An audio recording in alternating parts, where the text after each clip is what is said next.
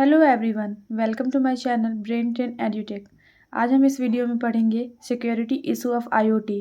Previous video में हमने देखा था 3 and 5 layer architecture of IoT. अगर आपने वो वीडियो नहीं देखा है तो डिस्क्रिप्शन में लिंक है, आप वहाँ से जा करके चेक कर सकते हैं। तो आइए शुरू करते हैं।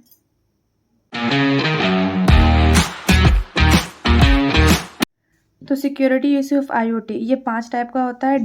DOS यानी DOS, denial of service, DDoS distributed denial of service, information manipulation, unauthorise access, information disclosure. तो देखते हैं सबसे पहले डॉस क्या होता है यानी DOS क्या होता है। In this type of issue, the attacker sends continuously garbage and unnecessary requests to our server.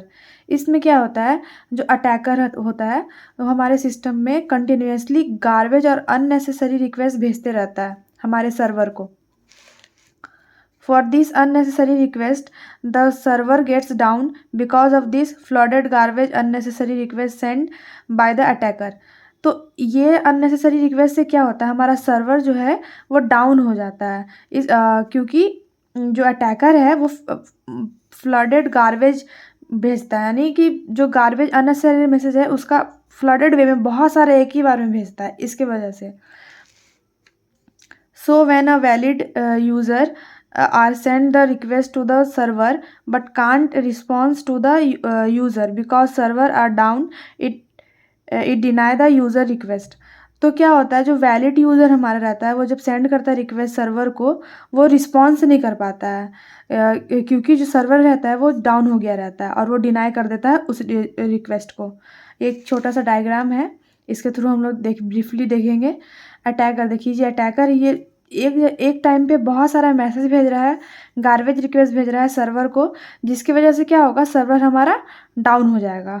और अगर उस टाइम में अगर यूज़र रिक्वेस्ट करेगा कोई सर्वर को तो वो उसको एक्सेस नहीं कर पाएगा, यानी उसको डिनाई कर देगा, रिजेक्ट कर देगा।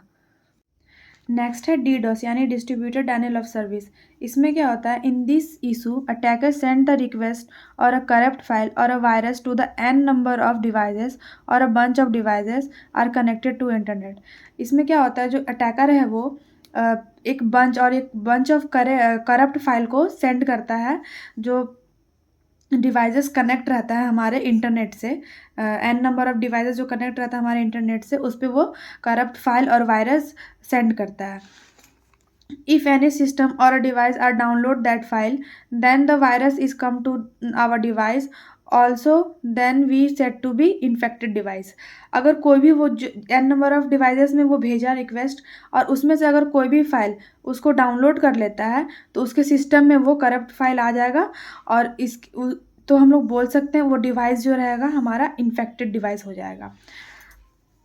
Attacker send the request through the n number of system to the server. अब अटैकर क्या करेगा, जो सर्वर हमारा मेन सर्वर है वो n नंबर ऑफ सिस्टम से वो सर्वर को रिक्वेस्ट करेगा, then sends the request to the distributed manner.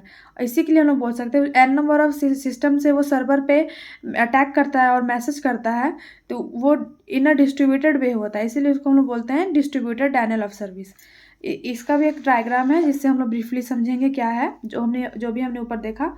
ये अटैकर है, जैसा कि हमने फर्स्ट पॉइंट में देखा था कि ये garbage n number of garbage message भेज रहा है n नंबर ऑफ सिस्टम को।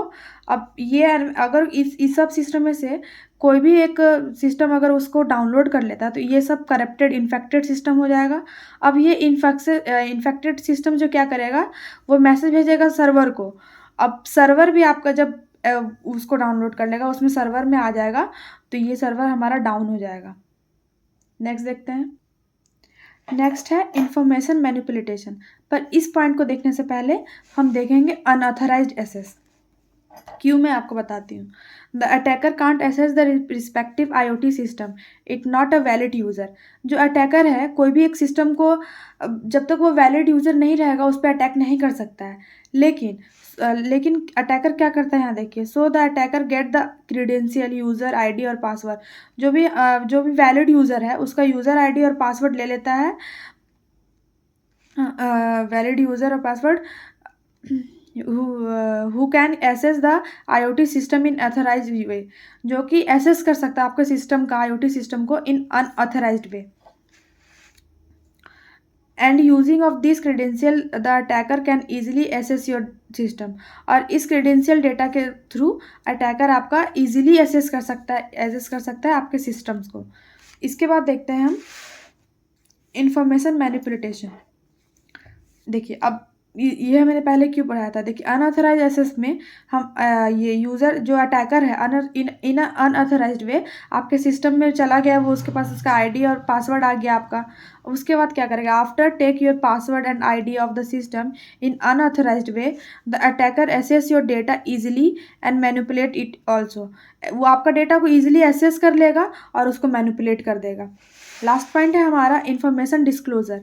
It is biggest security problem in IoT। ये एक सबसे बड़ा सिक्योरिटी प्रॉब्लम है IoT में।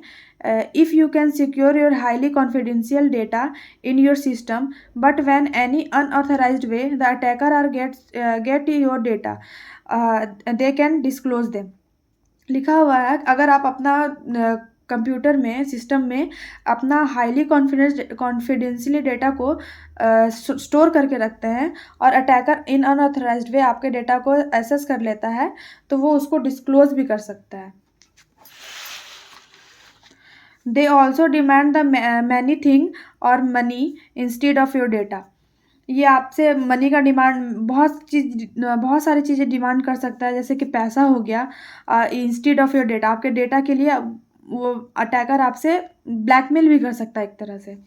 Thank you. आज के लिए बस इतना ही। अगर आपको वीडियो अच्छा लगा हो तो please like, subscribe and share. Thank you.